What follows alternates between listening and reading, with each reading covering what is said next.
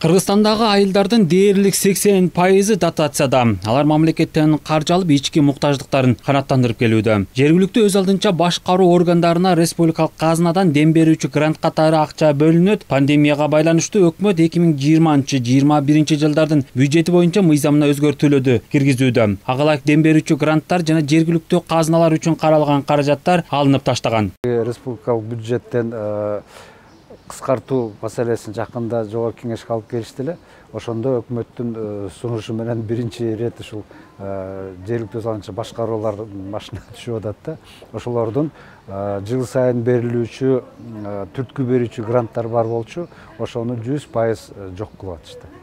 Ансыз да илдетке байланыштуу жергиликтүү бийлик өз бюджетиндеги каражаттарды оору менен күрөшүүгө жумшады. Бир жагынан аймактардагы бизнес субъектилери убактылуу иштебей, жергиликтүү казынага күтүлгөндөй салыктык төлөмдөр түшпөй калышы толук мүмкүн. Ушундай шартта республикалык бюджеттен каражат берилбесе, айрым айыл өкмөттөр кыйын кырдаалга кептелип, ошол эле учурда аймактарды өнүктүрүү боюнча коюлган милдеттемелерди аткара албай калышы ыктымал. Өзүңүздөр билесиздер, биздеги айылдардын 86% дотациядагы айыл өкмөттөр болуп эсептелет. Калган 14 гана өзүн өзү каржылай алат. Пандемияга байланыштуу өзүн каржылык жактан камсыз кылган аймактардагы республикалык бюджетке муктаж болуп турат. Себеби тапкан кирешесинин бардыгын санитардык абалды жакшыртууга жана дезинфекциялоо иштерине, коргонуучу каражаттарды сатып алууга жумшашты. Ошондой эле карантин учурунда азык түлүгү жок жарандарга жардам беришти. Каржы алып келе турган булактар эми гана ишин жандантты. Алар иштеп, төлөмдөрдү төлөп баштагыча бир топ убакыт өтөт. Мамлекеттин көзүн караган айылдарга колдоо болбосо абалы кыйла эле оор болуп калат.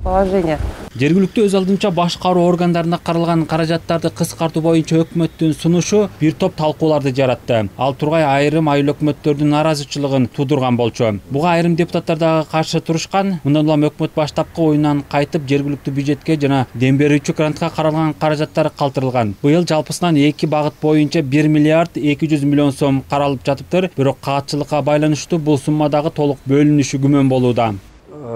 Бул жана түрткү берүүчү грант 2020 жылга 600 миллион сом каралган болчу. Андан сырткары дагы кошумча жардам берет капиталдык вложенияга караганда дагы 600 миллион сом болчу. Жалпы 1 миллиард 200 миллион сом болчу.